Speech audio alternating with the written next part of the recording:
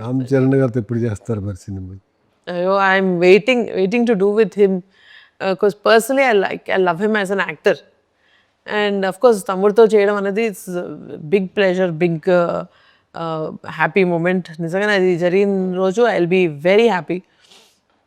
And I think it's big opportunity to with star like him. Chiranjeevi గారితో combination అనగానే అందరూ excite అవుతారు. వెంకటేష్ గారిని పెట్టాలన్నప్పుడు ఫ్యామిలీ మ్యాన్ చూసింగ్ మీ పార్టీ ఏంటి దాంట్లో? అనిల్ గారిదేనా చాయిస్ మొత్తం మీరు?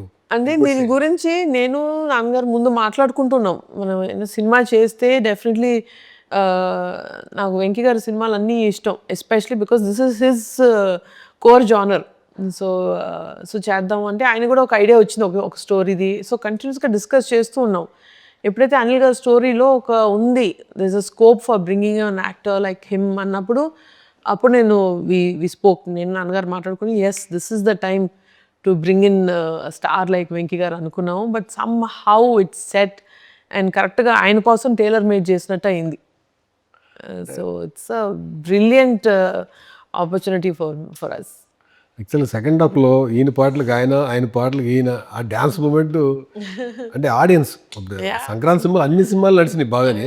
ఈ సినిమా ఎక్కువ నడవడం కారణం ఏంటంటే చిరంజీవి గారు ఉన్నారు, వెంకటేష్తో కలిసి ఉన్నారు, వెళ్దాం ఫ్యామిలీ ఆడియన్స్ ఎక్కువ డైవర్ట్ అయ్యారు కంప్లీట్లీ. ఇంకా వెంకీ గారు ఆడియన్స్ మొత్తం హిస్ ఫ్యాన్స్ ఆయన చేసే జానరాలో ప్లస్ చిరంజీవి గారితో కాంబినేషన్ చేయడం అన్నది వాళ్ళకి పండగే.